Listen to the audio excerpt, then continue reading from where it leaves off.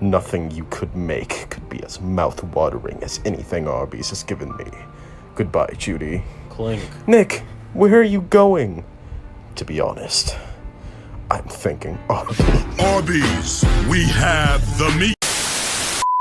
So, not too long ago, Disney just put out their latest animated film, that being Zootopia 2. I think this is a film that was long anticipated by a lot of people, myself included, given just how popular the original Zootopia film is, and for me anyway, how it's arguably one of Disney's best films that they've done in a very, very long time. When the original Zootopia film came out, I remember just being blown away by it, since there really wasn't another Disney film like that at the time, and arguably there still hasn't been one since, at least until this sequel came out. The original Zootopia film is genuinely a very good social commentary film, which surprises me coming from Disney of all companies. It's able to show a lot of different sides to various societal issues illustrated in the film through predators and prey. But I think the thing that really helps Zootopia work really well as a social commentary is the fact that it doesn't just paint things in black and white, very broad strokes. Zootopia is good because it dives into the nuances of various conflicts and really shows all sides of the argument. It shows exactly how the prey feel oppressed and ostracized and like they can't trust predators, but it also shows, as a result, how that's causing predators themselves to be ostracized and oppressed in of themselves. It shows there can be good and bad predators and good and bad prey, just like all facets of life. It's a very unifying, very comforting kind of film, and I really like that about it. It's definitely not afraid to dive into the nitty-gritty of various societal issues, but it doesn't really leave you feeling hopeless about it either. So yeah, I'd probably say Zootopia is in my top 10 Disney movies, so I was very cautiously optimistic going into this sequel. This isn't really a hot take at all, but I think Disney has had a pretty spotty track record when it comes to animated sequels in general. Things like Ralph Breaks the Internet or Frozen 2 definitely come to mind, although to be fair, I'm not really big on the Frozen franchise overall, but even I can acknowledge that Frozen 1 is a better film than Frozen 2. It's by far more structurally sound at least. So admittedly, I was slightly nervous going into Zootopia 2, and I was hoping it wouldn't end up like something like Ralph Breaks the Internet. So now that I've seen this film twice, in fact, after seeing it for a press screening and also seeing it just the other day as well, what do I think of it? Well, without spoiling the movie, that's exactly what I want to get into today. I think there's actually a surprising amount of great things at play here, and possibly a great looking future for Disney animation if this is anything to go by. Also, this is by far the real Disney 100 movie, not Wish whatsoever. That's right, Zootopia 2 is actually the real Disney 100 movie. Wish wishes it could be as reverential and full of love for the Disney brand as this film is. We'll be talking about all that here, since I think there is a lot to love about this film in general. To start, let's look at the cast of characters that we got at play here. We've got Jennifer Goodwin returning as good old Judy Hopps, and also Jason Bateman coming back as the ever sexy Nick Wilde. We got Idris Elba returning as Chief Bogo, and also Shakira returning as the pop idol Gazelle, and thankfully this time with a much better song. Maybe a hot take, but I don't really like Try Everything. I could never really listen to that one outside of the actual movie, but the song in this one I gladly listen to outside of the film itself. I actually like the song in this one. Please don't kill me. But also joining the voice cast, we got a lot of great new faces too. Patrick Warburton joins the cast as Mayor Winddancer. He's a horse who was formerly an actor who has now become the mayor of Zootopia. I also find this funny because I literally just saw Patrick Warburton in person at the 25th anniversary showing of The Emperor's New Groove not long ago. So I find it funny that I just saw him there, and now I get to see him on screen again here in this film. I'm also not really sure how Patrick Warburton isn't already a Disney legend. He's Kronk, he's Mayor Winddancer, he's on Soarin'. Come on Disney, give this man his plaque. But probably most prominently though, we've got Ke Quan playing directly alongside Nick and Judy as Gary the Snake, which is pretty funny given the fact he was previously the sidekick to somebody who very much feared snakes. He's joked about that in interviews before, and also said it's pretty funny that he's playing a snake in the Year of the Snake after playing somebody in Loki who was named after a snake, that being Ouroboros. And of course also being the sidekick to somebody that hates snakes. Wow, it feels like all the signs were just lining up for this to happen. I will say I was a little worried about Gary initially when he was first introduced, because I wasn't really sure if he was gonna be overly annoying or not. But to be fair, it's pretty much impossible to hate Ke Quan, and I think he really brings his A game into the realm of voice acting here as well. He's incredibly endearing as Gary the Snake, and you can't really help but just love him and really root for him and want to see him succeed in his quest that he has in this film. To give a very basic rundown to the plot without exactly saying too much just yet, we essentially see Nick and Judy right after the events of Zootopia 1 here. They're currently on the trail of Gary and trying to figure out why exactly reptiles have seemingly been sealed away in Zootopia overall. As stated in the trailer, the last time a reptile was seen in Zootopia was over 100 years ago, and they provide actually a really interesting overarching mystery for this in particular. I don't really want to give any of that away at all because I think it's actually handled very well, surprisingly. Just like the original mystery in Zootopia was handled pretty well, I think this is actually handled even better. The way it's executed, we're able to get more lore about Zootopia, how it was founded initially, and also see more of Zootopia too that we didn't see in the first film. They show off that big marshy area that's sort of meant to be an homage to New Orleans that they showed a lot in the trailers, quite a bit here for sure. I love that we get to see a lot more semi-aquatic mammals here, including otters, so automatically this makes this the best area in all of Zootopia. Sorry, I don't make the rules. But we also get some cool looks at other areas, like this big mountainy region where a bunch of Swedish goats are hanging around and hiking. It's a really great extension of the world building, and honestly, this is exactly what any good sequel should do. A good sequel should always expand upon the lore and the world building of the original film, and also give you more to think about while still staying true to that original film. And that is exactly what Zootopia does here. They're 100% on the money with that. That was definitely a big relief to see, especially considering something like Ralph Breaks the Internet, which didn't build upon its original film at all, and instead went in a completely different direction, instead opting to be basically a giant advertisement for Disney's website, and arguably just many facets of the internet overall. Hey, do you ever want to see the dark web in an animated Disney movie? Well, there you go. I'm definitely very glad Zootopia didn't fall into that trap at all. I also think it expands really well upon a lot of the themes that were present in the original film. Like I said before, the original Zootopia was more about looking at different nuances in various societal issues and realizing you can't just paint everything in black and white strokes. There's gonna be caveats to every issue, and painting one side of society in very broad strokes also adds to the problem. Interestingly enough, the sequel actually builds directly upon those themes by applying them to colonization, impeding on someone else's land, and also manipulating information to try to revise history for one's own personal gain.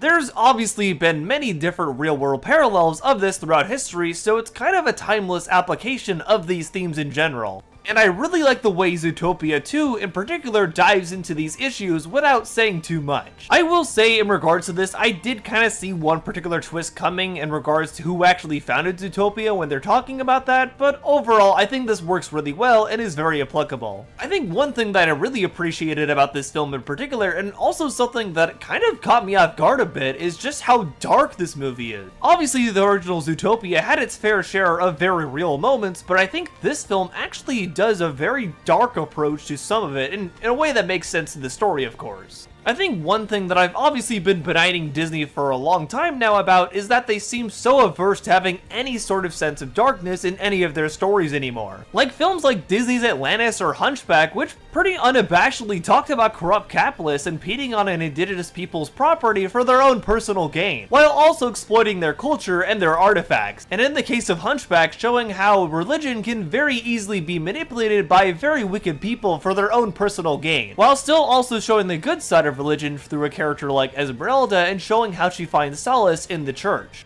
Like, these films got pretty dark by Disney standards a lot of the time, but they were still smartly written enough to be able to have real-world applications with all these dark themes. As a result, there was a real takeaway for the audience, and I feel like that's something that Disney really hasn't done in a very long time. That's something you saw far more in the Disney Renaissance films, and something they really just haven't done in I don't even know how long at this point. But how it's handled in Zootopia and how genuinely dark this movie gets a lot of the time, I think is a real return to form for that kind of storytelling from Disney. And that's what I meant before when I was saying I kinda hope this is actually a sign of better things to come for Disney animation. I was genuinely caught off guard seeing this because I just don't expect to see this kind of stuff in Disney movies these days. They just tend to be a lot more toothless than they used to be, so it was kind of nice to see this return to form here. At a lot of points, I honestly questioned whether I was actually watching a modern Disney animated film or not. That's just how uncommon this kind of storytelling is for them now. So it was definitely nice to see it applied in a really smart way here and with actually good writing. I do hope we continue to see this kind of level of quality writing from Disney Animation in the future, because that is very blatantly something they need right now. That's a big reason why I didn't like the Lilo and Stitch remake. That pretty much sanded off all the edges that made the original film so special and also took off a lot of the social commentary as well. The film was completely sanitized and devoid of any of the personality it had before, and as a result it felt totally toothless. Unlike the original film, it basically didn't have anything to say except for going back on that original film's message, which was stupid. I already did a video talking about that earlier this year, so if you missed that, you can go check that out. Now, there is one thing that I'm a bit mixed on with Zootopia 2 here, and this might be a hot take, I'm not really sure. I will say also, in order to actually explain this properly, I'm probably gonna have to go into a bit of spoiler territory here, so if you don't want to hear what I'm about to say about the film, be sure to skip to the time code down in the chapters below. Of course, if you've already seen the film, then this won't be anything new to you at all. 3, 2, 1, we good? Alright, let's talk about it then. I really don't know how to feel about the twist villain in this movie. He is such a mixed bag to me. As a lot of people probably recall, unfortunately, the original Zootopia's biggest downfall was its twist villain. Mayor Bellwether is just objectively a bad twist villain. She's just randomly revealed to be the villain at the end of the film with no real foreshadowing or actual path to that reveal given whatsoever. Now, in Zootopia 2, on the other hand, we have the Linksley family, who, at least at the very start of the film, are introduced as the main antagonists of the movie. They have a son named Poppert who is incredibly socially awkward and more or less is just dismissed by the entire family overall. They sort of view him as the weak link, and it's later revealed that he was actually working behind his own family's back to try to help out Gary and reunite him with his family. At first, we're given the impression he's just doing this out of spite for his own family, since we're shown pretty clearly they don't treat him very well. But in a twist that I actually didn't see coming at all whatsoever, Poppert is actually revealed to be the main villain of this story. He was only working with Gary so we could figure out where the clock tower was that holds the documents that talks about the true founder of Zootopia, so he could go and destroy those documents. That way his family would actually view him as useful and he would finally be seen by his father. It shows him as a pretty pathetic and genuinely awful person for doing this, but also it kind of works in this movie's favor. He's actually kind of a good twist villain because there is enough setup that when this twist happens, it does make sense why he would do this. He's incredibly detestable for doing that, but obviously that is the point here. I'm kind of surprised, but Disney might actually have their one good twist villain outside of King Candy. Wow, congrats guys, only took you 13 years. Now the reason why I'm kind of mixed on this one is because Disney, or rather Pixar, has done similar twists to this before, but I think they've been done better than it was here. I think probably a really good comparison is Mr. Waternoose from Monsters Inc. At the beginning of that film, Randall is set up as the film's big bad, and we're supposed to believe that he's gonna be the main antagonist throughout this film. We're also shown Mr. Waternoose, and we're shown quite a bit that he really does care about this company and would do quite literally anything to keep it alive, including, in fact, working with Randall to kidnap children and forcibly take their screams out of them to power the factory. All that matters to him is his corporation's bottom line. I think you can definitely draw a comparison between Zootopia 2 and Monsters Inc. in that sense, because you could say the Linksley family is like Randall, who at the start of the film is very blatantly set up to be an antagonist, and later on we have another twist villain that's also introduced, that being Mr. Waternoose or Pobby Linksley. I think the big difference here is that Waternoose is much more effective, and I think his twist hits a lot harder. Poppert is fine, I guess, but he more just comes off like a pathetic wimp, which, you know, I guess that works too. Waternoose is still a much better villain in this vein, however.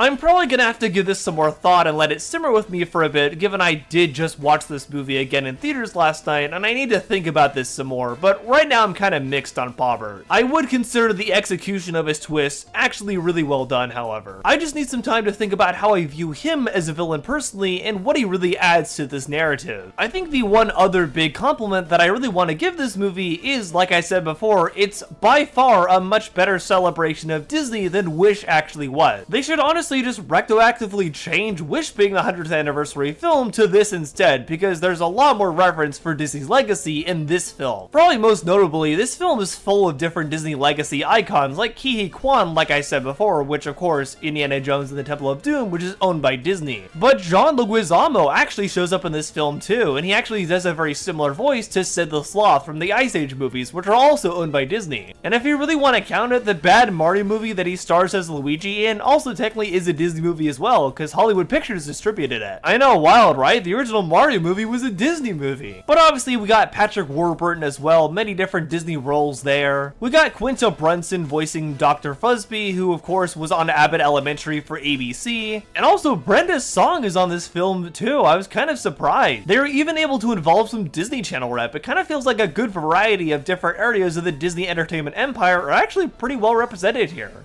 Oh yeah, Michael J. Fox cameos in this film as Michael J. the Fox, which is amazing. And of course, he was Milo in Disney's Atlantis, which is one of their greatest films of all time, and Milo is a great autistic king. Oh, for some reason, Bob Iger himself shows up as Bob Tiger in this movie. Wow. Maybe instead of voicing tigers, you should actually turn the company around, Bob, and start making better creative decisions. Just a thought. Fortunately, this movie is very much a good creative decision. Overall, I really like Zootopia 2, and I was pleasantly surprised. I would probably go as far as to say I think I like it more than the first movie even. I think this is one of those rare sequels that actually outdoes the original, which is so rare for Disney especially. But I think they might have finally pulled it off here with Zootopia 2. I do hope this film is indicative of better things to come for Disney animation, but for now I'll have to wait and see. But I definitely enjoyed Zootopia 2. Go watch it. I really can't recommend this one enough. Anyway, I gotta get back to working on my James Gunn ranking and my Nickelodeon movie ranking, hoping to have the Nickelodeon one out first. We'll have to see what happens.